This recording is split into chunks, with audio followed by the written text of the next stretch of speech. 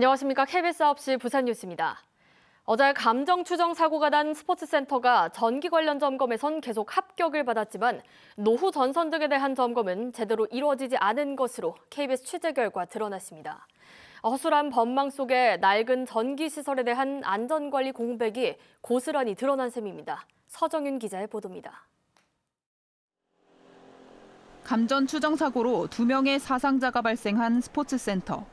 물에 젖은 채 이용객이 늘 오가는 곳이지만 성인 머리에 닿을 정도로 여러 가닥의 전선이 매달려 있고 절연 테이프로 이어진 전선도 그대로 노출돼 있습니다. 사정이 이런데도 한국전기안전공사의 2년 주기 정기 점검 결과는 모두 최종 합격이었습니다. 왜 그럴까? 해당 스포츠센터에서 진행된 정기 점검이 약식 검사에 그쳤기 때문인 것으로 취재 결과 확인됐습니다. 한국전기안전공사의 법정 정기검사는 전기 설비를 모아둔 수전실만 볼 뿐 건물 내부의 구내 배전 설비, 즉 전선 차단기 콘센트 등은 점검하지 않기 때문입니다.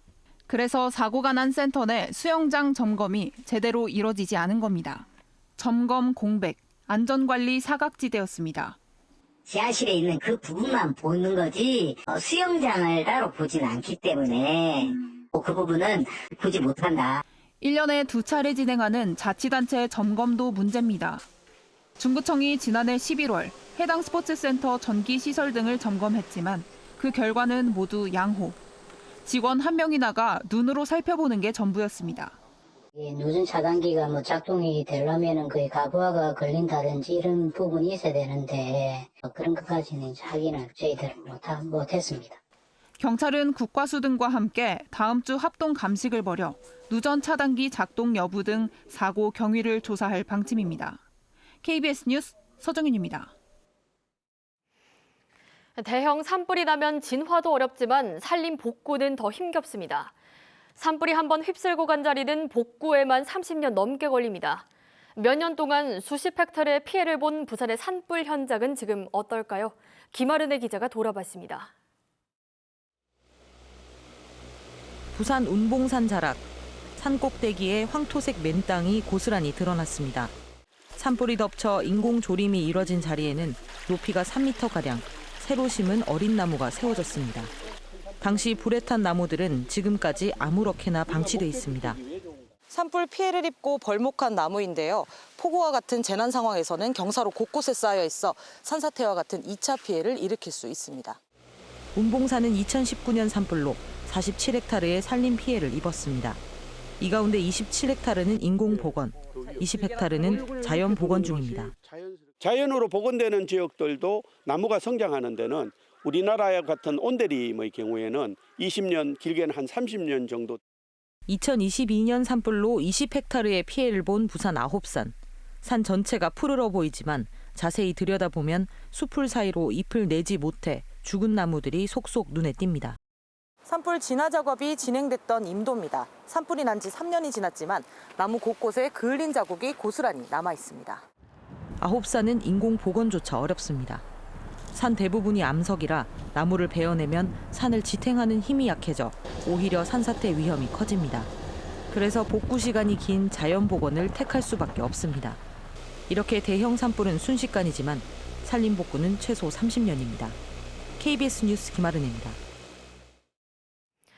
장애인들의 스포츠 활동을 지원하기 위해 정부가 바우처 사업을 벌이고 있습니다. 그런데 장애 정도나 살고 있는 지역에 따라 이용이 제한적입니다. 장애인 스포츠 바우처 사업의 실태와 개선점을 강성원 기자가 짚어봤습니다. 20대에 팔과 어깨를 다쳐 장애 등급 판정을 받은 홍형준 씨. 운동을 좋아해 정부에 장애인 스포츠 활동 바우처를 신청하면 무료로 스포츠를 즐길 수 있습니다. 하지만 가맹점이 대부분 비장애인 시설이어서 잘 이용하지 않습니다. 전부 다 비장애인들 위주의 그런 헬스장들이 다 있다 보니까 저도 경증이지만 거기 가면 많이 불편하거든요. 특히 장애 정도가 심한 중증 장애인의 경우 편의시설이나 보조 인력을 갖춘 시설이 부족하다 보니 정작 이용하지 못할 때가 많습니다. 정부 지원 사업이지만 구군 예산을 일부 지원하다 보니 특히 서구와 중구, 강서구와 기장군처럼 체육시설 자체가 적거나 이동 거리가 먼 기초단체의 경우 예산 집행률, 즉 이용률이 저조합니다. 또 이용할 수 있는 프로그램이 태권도나 헬스처럼 특정 종목에만 치우쳐 있는 것도 개선해야 할 점입니다. 여분의 지자체가 있다면 자립생활센터를 통해서 다시 조금 더 저변 확대할 수 있는 스포츠에 대한 예를 들어서 보치아라든지 슐런이라든지 지난해 부산 지역 장애인 스포츠 바우처 예산 중 쓰지 못한 돈은 1억 6천여만 원. 보다 세심한 정책 개선이 필요합니다. KBS 뉴스 강성원입니다. 오는 20일 장애인의 날을 앞두고 부산 지역 특수교육 현장의 개선 과제를 점검하는 토론회가 열렸습니다. 부산시의회 교육위원회와 부산교사노조가 공동 주최한 이번 토론회에서 전문가들은 부산시교육청이 특수학급 설치 확대 등을 추진 중이지만 특수교육 대상 학생의 증가세를 따라가는 데 한계를 보인다며 국가 차원의 대책을 촉구했습니다. 부산의 특수교육 대상자는 약 7,700명으로 지난 10년 사이 25%가량 증가했습니다.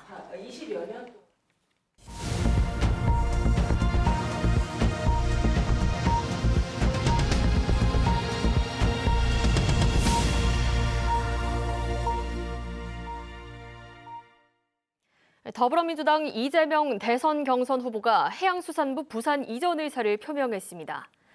이 후보는 페이스북을 통해 부산을 명실상부한 해양강국의 중심으로 만들겠다며 현장 중심 정책 집행을 위해 해양수산부를 부산으로 이전하겠다고 말했습니다. 또 해운 물류 관련 공공기관 이전을 추진하고 해사 전문법원도 신설해 해양강국 기반을 탄탄히 다지겠다고 밝혔습니다. 국민의힘 조경태 의원이 한동훈 대선 경선 후보의 공동 선거대책위원장을 맡습니다. 부산 사을을 지역구로 둔 6선의 조 의원은 오늘 기자회견을 열고 한동훈 후보 지지와 선대위원장 합류를 공식 선언했습니다.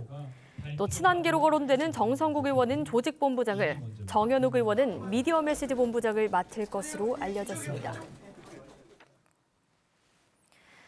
부산지법 형사 6부는 공공장소에서 여성 신체를 불법 촬영한 혐의로 기소된 20대 남성에게 징역 5년 6개월을 선고했습니다.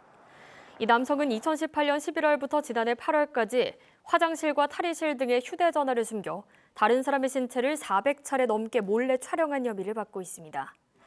피해자 중에는 지인과 직장 동료는 물론 아동과 청소년도 있었습니다. 재판부는 같은 범행으로 기소 유예 처분을 받았는데도 다시 범행을 저질렀다며 양형 이유를 밝혔습니다. 불기 2569년 부처님 오신 날을 앞두고 부산에서도 연등 문화축제가 시작됐습니다. 부산 지역 1,700여 사찰과 불교 관련 단체가 참여하는 이번 축제는 오늘 점등식을 시작으로 송상현 광장과 시민공원에서 다음 달 6일까지 20여일간 펼쳐집니다. 행사 기간 전통 문화체험 한마당과 소원 등 체험 부스가 운영되며 특히 오는 20일에는 한일 불교문화교류협의회 주관으로 3,000명분의 비빔밥 나눔 행사도 열립니다.